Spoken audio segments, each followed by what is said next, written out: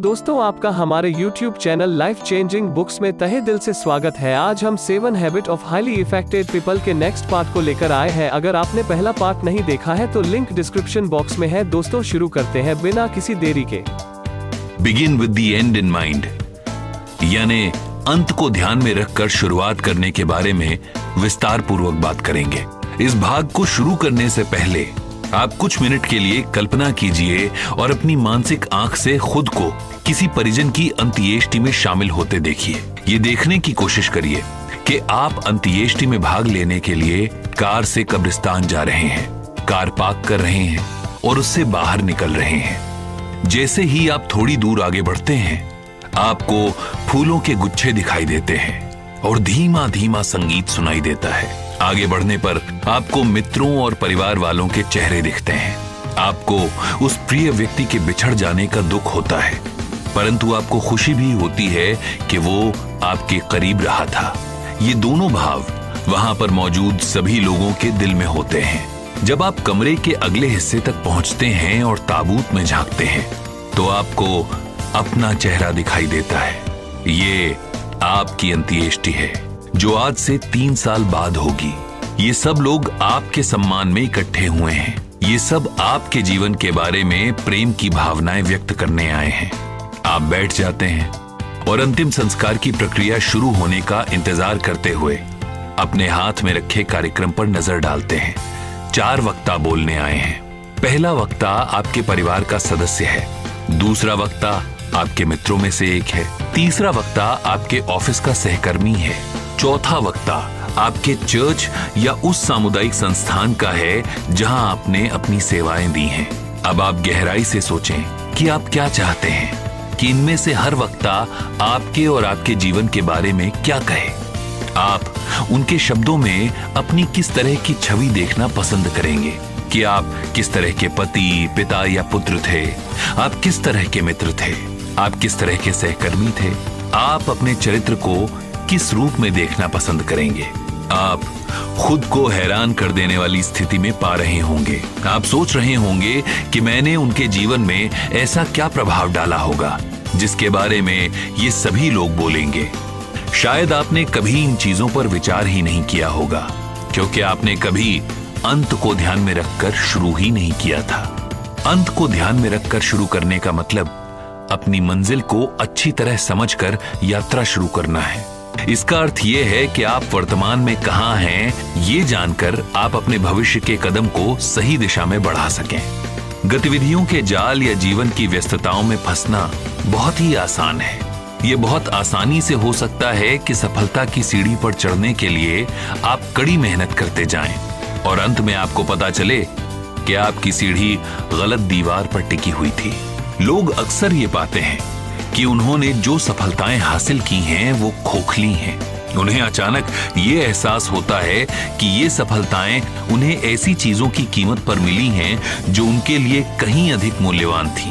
हर व्यवसाय के लोग, चाहे डॉक्टर, शिक्षक, अभिनेता, राजनेता, बिजनेसमैन या खिलाड़ी, कोई भी हो, अक्सर अधिक आमदनी, अधिक प्रतिष्ठा या अधिक व्यवसायिक दक्षता हासिल करने के लिए संघर्ष करते रहते हैं। अंत में इन लोगों को पता चलता है कि लक्ष्य हासिल करने की प्रबल इच्छा ने इन्हें उन चीजों के प्रति अंधा कर दिया था जो दरअसल उनके लिए सबसे ज्यादा महत्वपूर्ण थीं, और अब वो चीजें जा चुकी हैं।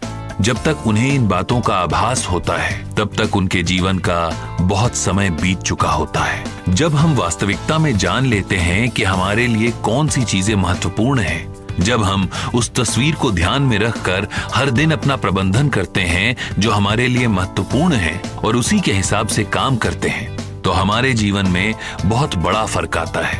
अगर सीढ़ी सही दीवार से ना टिकी हो तो हमारा हर कदम हमें ज्यादा तेजी से गलत जगह की ओर ले जाता है। हम कितने भी व्यस्त हों, कितने भी कार्यकुशल हों, मगर हम सही मायने में प्रभावकारी यानी इफेक्टिव तभी होंगे जब हम अंत को ध्यान में रखकर किसी भी कार्य को शुरू करेंगे।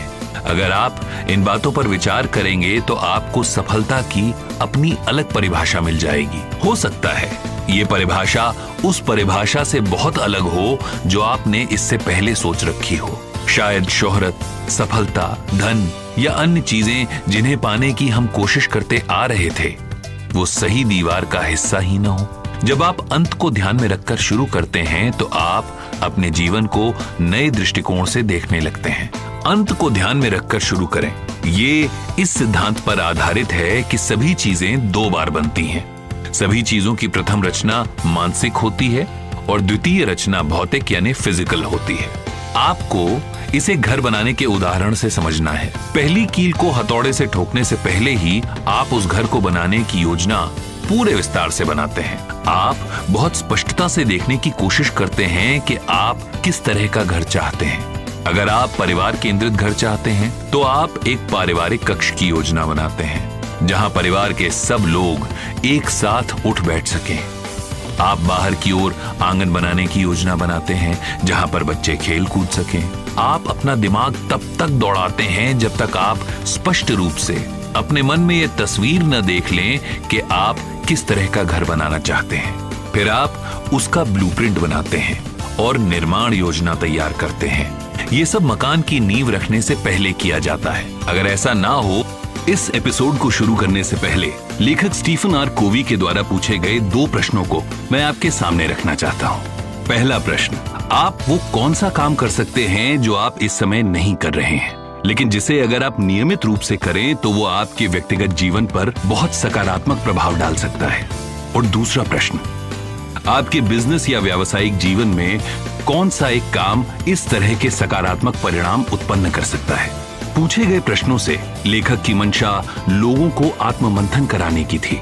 इन प्रश्नों के उत्तर का आत्ममंथन करते हुए आप तीसरी आदत को समझने के पहले चरण में आ जाएंगे। इन्हीं प्रश्नों से तीसरी आदत की पृष्ठभूमि तैयार होती है। तीसरी आदत यानी पहली चीजें पहले रखें, यानी पुट फर्स्ट थिंग्स फर्स्ट। और इसको विस्तार पूर्वक समझने से पहले हमें व्यक्तिगत मैनेजमेंट के सिद्धांत को जानना होगा। तीसरी आदत पहली तथा दूसरी आदतों का व्यक्तिगत फल और व्यवहारिक परिणाम है। पहली आदत कहती है कि आप रचयिता हैं।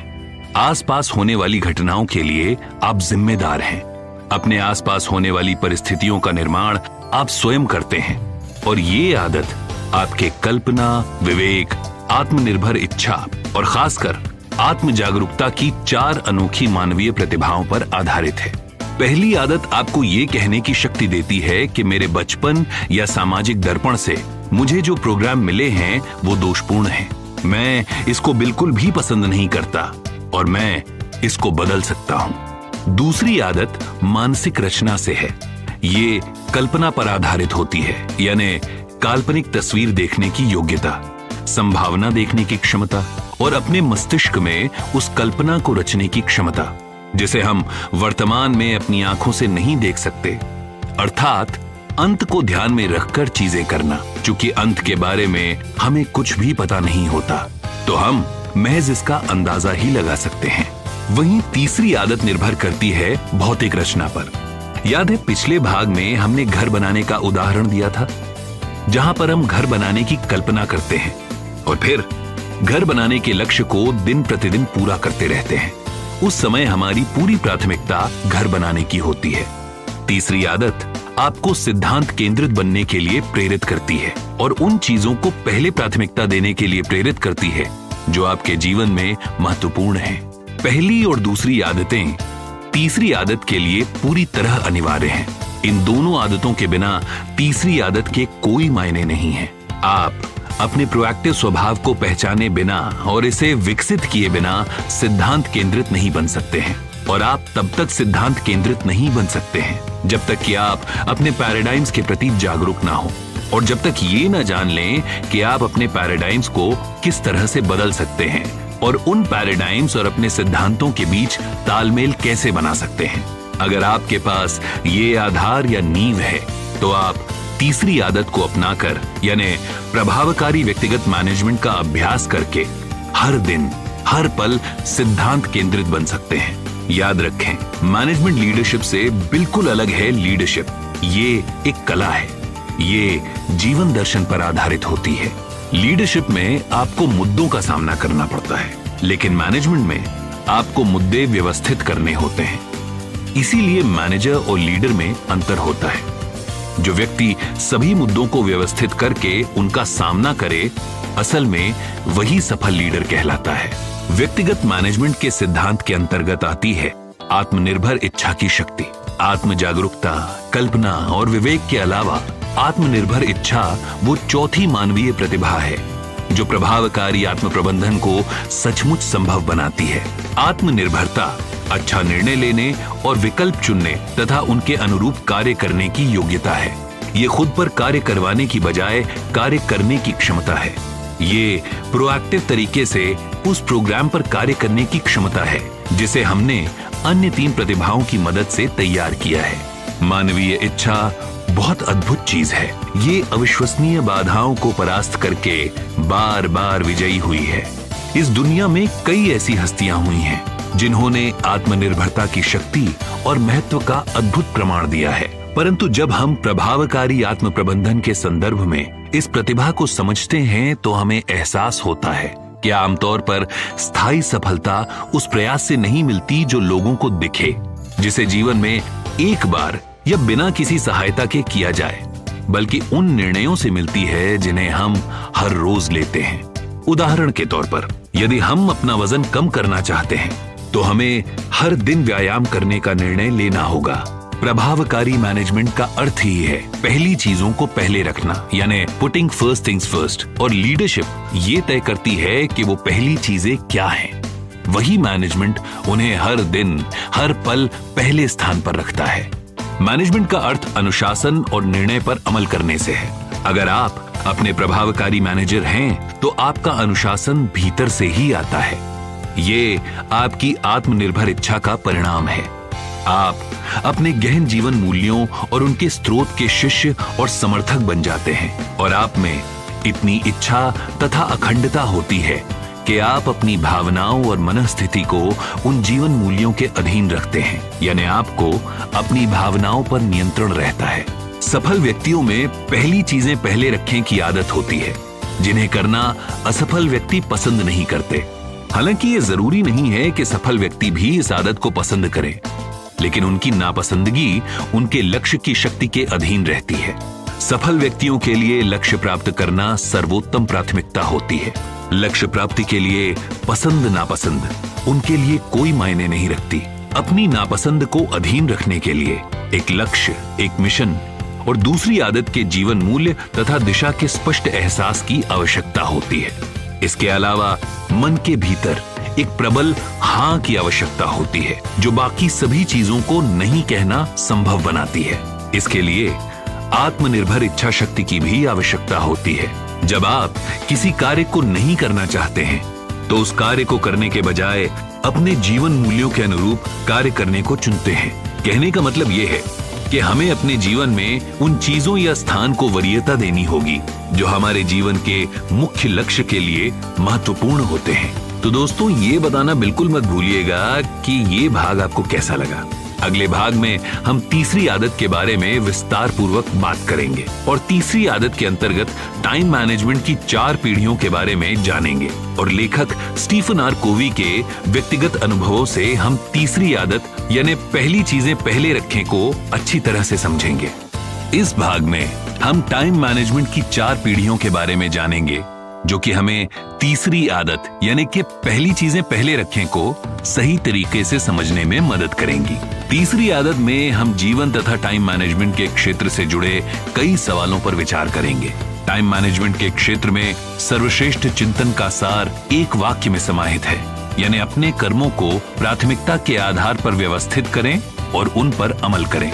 ये वाक्य टाइम मैनेजमेंट अवधारणा की 3 पीढ़ियों के विकास का प्रतिनिधित्व करता है। मानवीय प्रयास से कई अन्य क्षेत्रों की तरह व्यक्तिगत मैनेजमेंट में भी एक पैटर्न विकसित हुआ है, जिसको अमेरिकी लेखक एल्विन टॉफलर ने लहर यानी वेव्स की संज्ञा दी। ये पैटर्न एक के बाद एक आते हैं, जिनमें से प्रत्येक एक महत्वपूर्ण आयाम जोड़ता है। उदाहरण के लिए समाज के विकास में पहले कृषि क्रांति यानी एग्रीकल्चरल रेवोल्यूशन आया, उसके बाद औद्योगिक क्रांति यानी इंडस्ट्रियल रेवोल्यूशन आई और उसके बाद सूचना क्रांति का आगमन हुआ यानी इंफॉर्मेशन रेवोल्यूशन। हर क्रांति ने सामाजिक तथा व्यक्तिगत प्रगति की लहर को बनाया।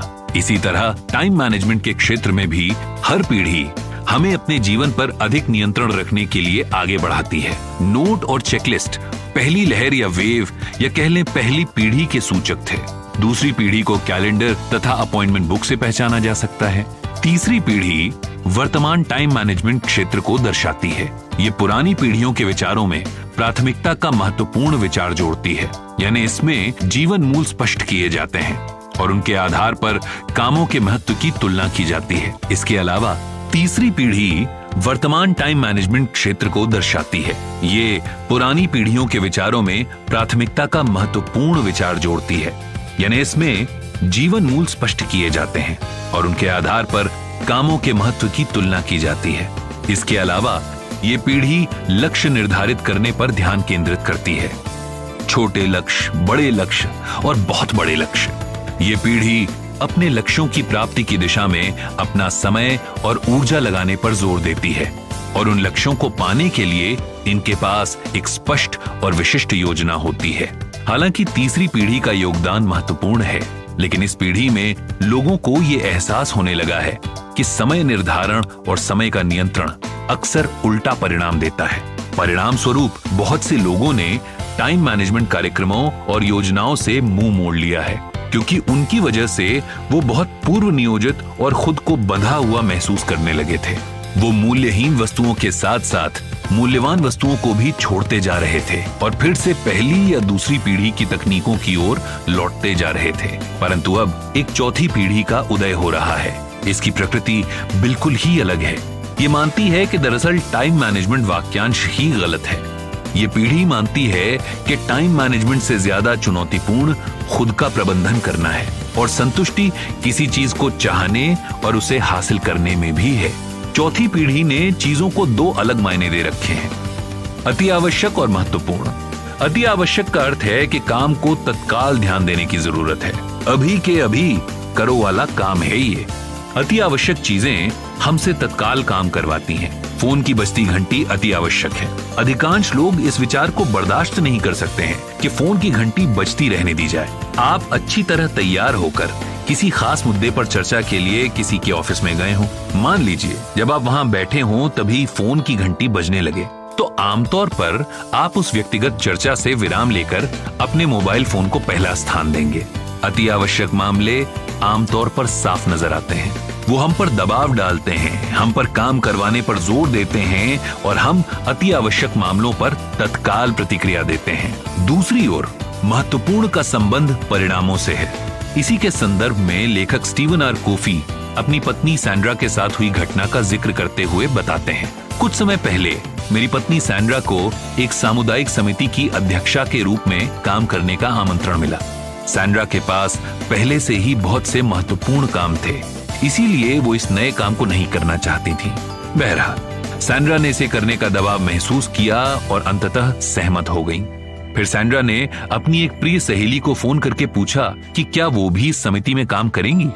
सहेली ने काफी देर तक उनकी बात सुनने के बाद कहा, सैंड्रा, ये बहुत बढ़िया और सचमुच प्रशंसनीय काम लग रहा है। मैं सच में तुम्हारी आभारी हूँ कि तुमने मुझे इससे जुड़ने का आमंत्रण दिया। तुम्हारे इस आमंत्रण से मैंने खुद को गौरवान्वित महसूस किया, लेकिन कुछ कारणों की वजह से मैं इसमें भाग नहीं ले पाऊंगी। फिर भी मैं आपको ये बताना चाहूंगी कि मैं आपके इस आमंत्रण के लिए सदैव आभारी रहूंगी। सैंड्रा हर तरह की प्रतिक्रिया के लिए तैयार थी, लेकिन वो इसके लिए तैयार नहीं थी। फिर सैंड्रा मेरी तरफ मुड़ी और आह भरते हुए बोली, काश मैंने भी ऐसा ही कहा होता।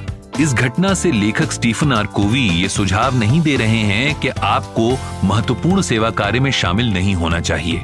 ये भी महत्वपूर्ण काम है, लेकिन आपको ये फैसला करना होगा कि आपकी सर्वोच्च प्राथमिकता क्या है। साथ ही आप में बाकी सभी चीजों को अच्छी तरीके से मुस्कुराते हुए बिना क्षमा मांगे नहीं कहने का साहस होना चाहिए। आप ऐसा इसलिए करते हैं क्योंकि आपके भीतर इससे बड़ा एक हाँ आपको प्रेरित करता है। ध्यान रहे, अच्छा अक्सर सर्वश्रेष्ठ का शत्रु होता है। अगर आप अपने जीवन की स्पष्ट और अति आवश्यक चीजों के साथ ऐसा नहीं करेंगे तो आपको हमेशा किसी न किसी चीज को नहीं कहना पड़ेगा। हम हर दिन चीजों को हाँ या नहीं कहते हैं।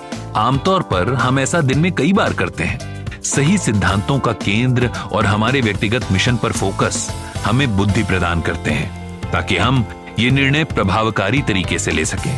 अधिकांश लोग कहते हैं कि उनका प्रमुख दोष अनुशासन की कमी है, लेकिन अधिक गहराई से विचार करने पर यह मालूम होता है कि ये सही नहीं है। दरअसल मूल समस्या ये है कि उनकी प्राथमिकताएं उनके दिलो दिमाग में गहराई से नहीं बोई गई हैं। तो कुल मिलाकर कहने का सार यही है कि हमें सही समय पर सही स्थान पर नहीं का चुनाव आना चाहिए। अपनी सही प्राथमिकता को चुनें। सही समय पर कहा गया ना हमारे लक्ष्य प्राप्ति के लिए अत्यावश्यक चीजों के लिए हाँ बनता है, और यही अति प्रभावकारी व्यक्ति की तीसरी आदत है, यानी पहली चीजें पहले रखें। पुट फर्स्ट थिंग्स फर्स्ट का हिस्सा है ये। तो दोस्तों इस भाग में सिर्फ इतना ही। अगर आपको ये पार्ट अच्छा लगा हो तो वीडियो को लाइक और चैनल को सब्सक्राइब जरूर करें ताकि हमें मोटिवेशन मिलता रहे। धन्यवाद।